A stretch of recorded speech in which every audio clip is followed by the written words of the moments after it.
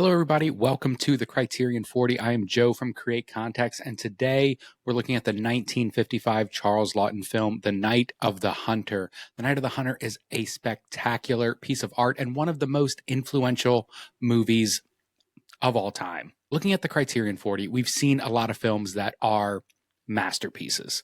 We've seen a lot of films that innovate in unique ways, but we haven't seen many movies like this, where everything from the narrative, plotting, score, and cinematography have made such an impact on film in the subsequent years. This collection of Criterion films often feels like a best of the best. Each film does something unique and breaks the rules of conventional filmmaking. A movie like Yi Yi is an epic long-format film with little conflict or high stakes. A movie like Naked is meandering and tough to stomach because of the unlikable lead protagonist, and the French New Wave films like Jules and Jim or Weekend, while influential, often break rules that are still standard in Hollywood now. But The Night of the Hunter doesn't break any rules. Instead, it makes all of the rules and does it so much better than almost every film that's come after it. The one film that most people agree on to truly set the standard for filmmaking is Citizen Kane. It's almost a joke at times how much influence people have on that film, but it's true.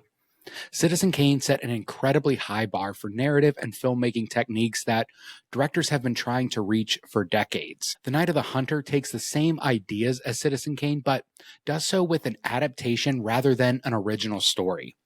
This film is based on a novel of the same name that came out only 2 years prior and created the formula for film adaptations.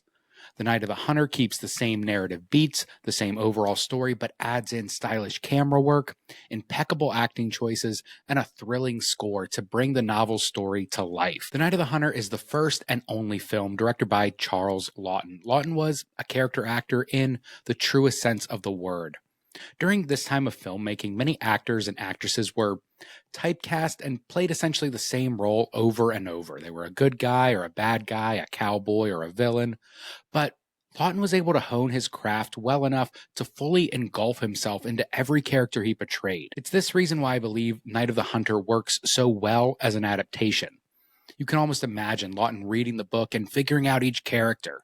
He understands their motivations and what is driving them, and he's able to use that in the direction of Robert Mitchum, Lillian Gash, and even the child actors that are prevalent throughout this movie. Each character feels fleshed out like a real person rather than just a standard archetype we'd seen so many times before.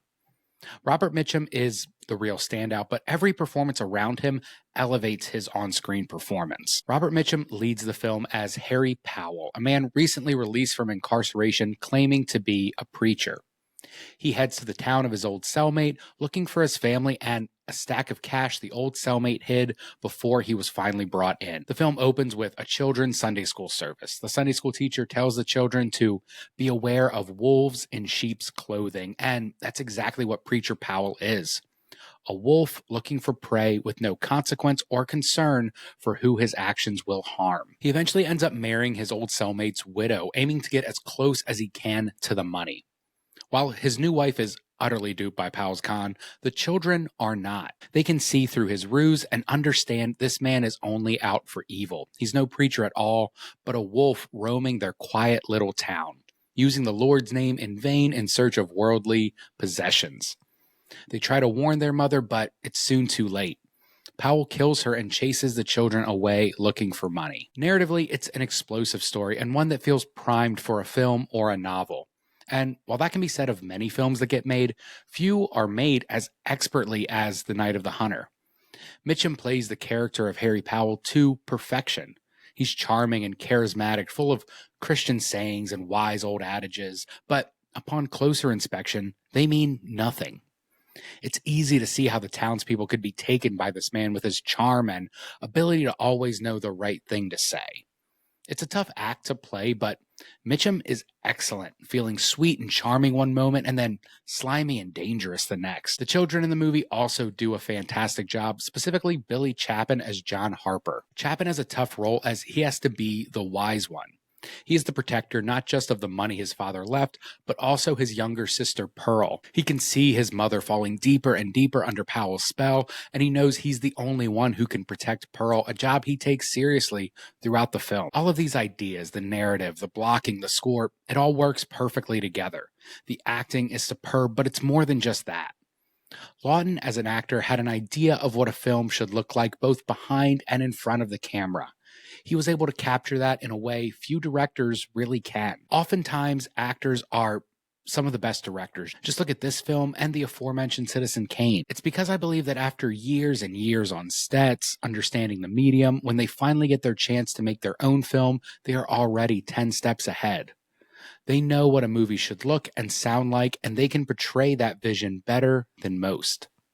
The Night of the Hunter is a fantastic film and one that really should be required viewing for anyone interested in movies. Thank you so much for hanging out at the Criterion 40. We'll be back next week with another movie. If you like this, please subscribe. That'd be super cool, and I'll see you next time.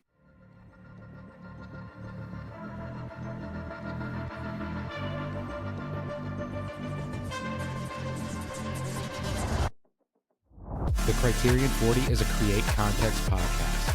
Head over to createcontext.com for more film, reviews, and analysis. Our theme song is Hindsight by Shiloh, provided by the Riot Games Creator Safe playlist. We drop new episodes every Tuesday at 8 a.m.